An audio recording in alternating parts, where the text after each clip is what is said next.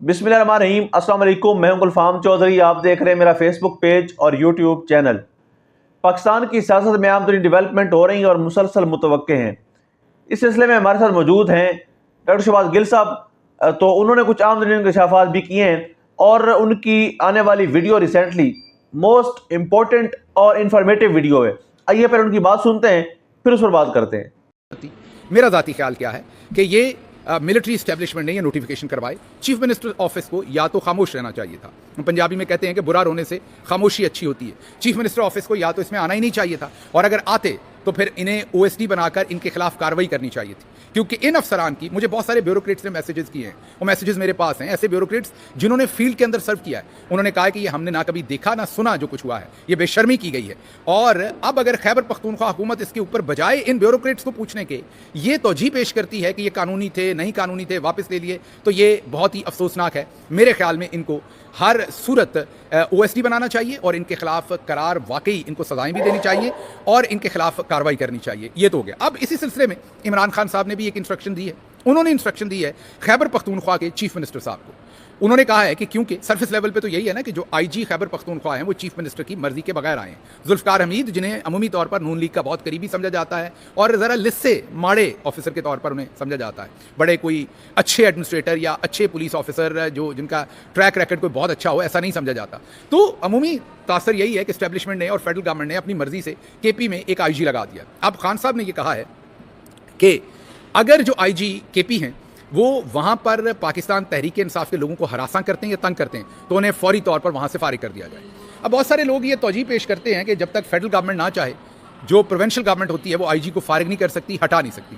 मैंने खुद भी सूबे में सर्व किया है और मैंने साबिका चीफ सेक्रेटरी से भी ये बात की है और साबिका फेडरल लेवल पर भी बहुत सीनियर ब्यूरोक्रेट्स के साथ बात की है। सभी ये कहते हैं और मेरा अपना एक्सपीरियंस भी यही कहता है कि अगर सूबे का चीफ मिनिस्टर, उसकी कैबिनेट और वहाँ की असम्बली का स्पीकर यकजान हो तो चीफ सेक्रेटरी और आईजी 2 दिन वहां नहीं निकाल सकते और उनकी मर्जी के बगैर वहां पर किसी को नहीं भेजा जा सकता।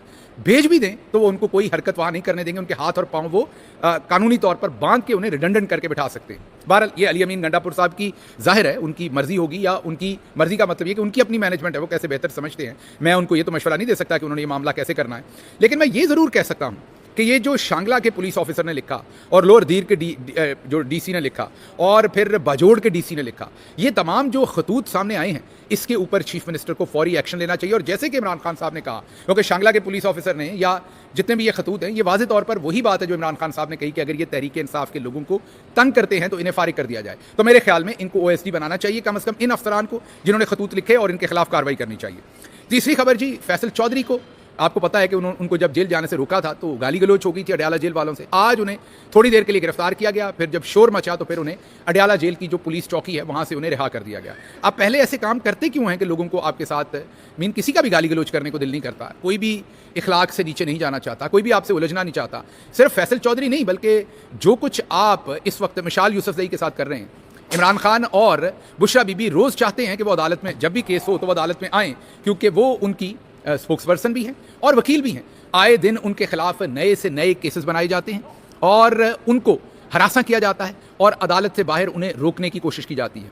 अब जो इस्लामाबाद हाई कोर्ट है वहाँ पर उन्होंने एक पिटीशन कर रखी है और उस पिटीशन में तौहीन अदालत की वो कार्रवाई जो है वो कर रहे हैं। कहने का मतलब ये है कि उन्होंने तौहीन अदालत की कार्रवाई के लिए अप्लाई कर रखा है। तो कहने का मतलब ये है कि जो मिशाल यूसुफजई हैं वो अंदर जाना चाहती हैं, लेकिन उनको कोई अंदर नहीं जाने दे रहा। बिल्कुल इसी तरह का सलूक जैसे फैसल चौधरी साहब के साथ किया गया, ऐसा ही सलूक मिशाल यूसुफजई के साथ किया गया है। उन्हें भी बार बार अदालत में जाने से रोका जाता है और अब उन्होंने इस सिलसिले में इस्लामाबाद हाई कोर्ट में एक पिटीशन कर रखी है। अब इस्लामाबाद हाई कोर्ट वो सुन रही है। इमरान खान और बुशरा बीबी उनको चाहते हैं कि वो अदालत आएँ, क्योंकि वो उनकी वकील भी हैं, उनका लाइसेंस भी सस्पेंड चौधरी साहब ने करवा रखा है। और जेल इंतजामिया इस्लामाबाद हाई कोर्ट के डिसीजन के बावजूद मिशाल यूसुफजई को अंदर नहीं जाने देते। वजह क्या है? वजह यह है कि मिशाल यूसुफजई जज्बाती हैं, यंग हैं, मिलावट नहीं करती बयानिए में। जो अंदर इमरान खान उनको बताते हैं वो बाहर मीडिया पे आके बोल देती हैं। अब ये चीज़ बड़ी नाला गुजरती है एस्टैब्लिशमेंट को भी, जनरल साहबान को भी, जेल वालों को भी। इसलिए हर सूरत मिसाल यूसुफजई को रोकने की भरपूर कोशिश की जाती है।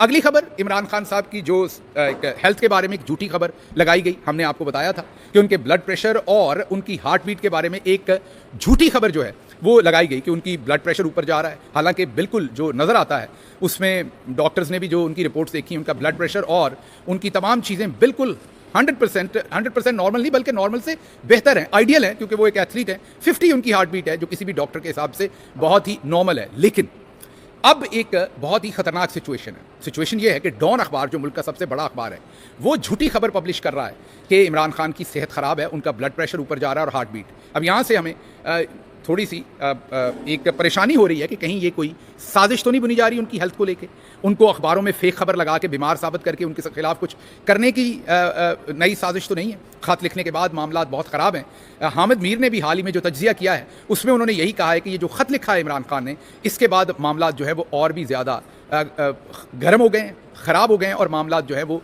नेगेटिविटी की तरफ जा रहे हैं। मतलब कि जो मिलिट्री जनरल्स हैं, specially army chief general Asim Munir, उनको बहुत शदीद गुस्सा है और उन्होंने ख़त के मामले को बहुत ज़्यादा बुरा मनाया। तो ये इमरान खान सेहतमंद हैं, उसके बावजूद उनको बीमार साबित करना, डॉन की तरफ से एक झूठी खबर लगाना, ये बहुत ही अफसोसनाक बात है और इस पर हमें गहरी तशवीश है।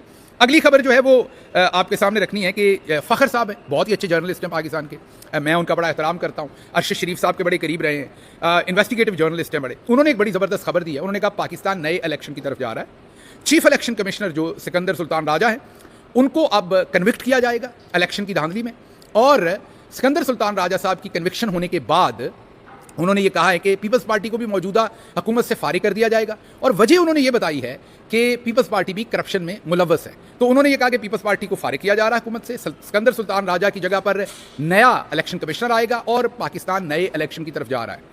अब ये बात दुरुस्त है कि नहीं है मुझे नहीं पता, लेकिन ये बहुत मानी खेज खबर है और बहुत ही टाइमली खबर है, मैं यही कहूँगा। लेकिन दूसरी तरफ ये भी खबर आ रही है कि नए चीफ इलेक्शन कमिश्नर के लिए नून लीग ने जो है वो तसद्दुक जलानी साहब का नाम दिया है और नासरुल मुल्क साहब का नाम दिया है। पीपल्स पार्टी ने कोई और नाम दिया है, शायद उन्होंने पीपल्स पार्टी ने गालिबन जस्टिस काजी फायज ईसा का नाम दिया है। और पाकिस्तान तहरीक इंसाफ, अभी ये मैं पार्टी के तौर पे आपको नहीं बता रहा, मुझे जो मीडिया से खबर आई है वो आपके सामने रख रहा हूँ। पार्टी की इस पर कोई पॉलिसी नहीं, ना ही ये मेरा बयान है, जो मीडिया ने रिपोर्ट किया वो मैं रख रहा हूँ कि मीडिया कह रहा है कि पाकिस्तान पीपल्स पार्टी ने अपना पाकिस्तान तहरीक इंसाफ ने गालिबन जो औरिया मकबूल जान है उनसे बात की। अब इसके अंदर क्या हकीकत है यह हमें नहीं पता अभी तक, लेकिन जो मीडिया में रिपोर्ट हो रहा है वो आपके सामने रखा है।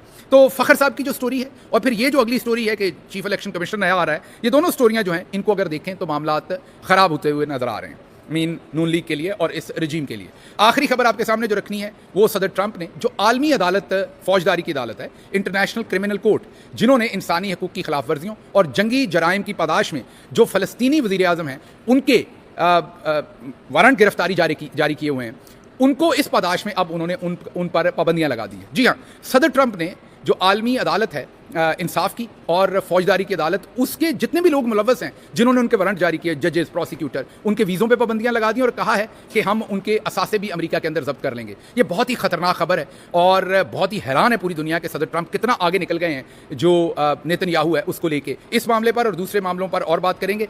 जी बिल्कुल, जिस तरह से आपने डॉक्टर शहबाज गिल साहब को सुना, उन्होंने बताया कि पाकिस्तान की सियासत में कितनी ज़्यादा तब्दीलियाँ मुतवक्के हैं और इंटरनेशनल सतह पर जो वाशिंगटन डीसी है और डोनाल्ड ट्रंप की हुकूमत के हवाले से कुछ आम तरीन चीज़ें हैं वो भी उन्होंने शेयर की। अब तक के लिए इतना ही। अल्लाह पाक वतन अजीज़ का हामी और नासिर हो। पाकिस्तान जिंदाबाद।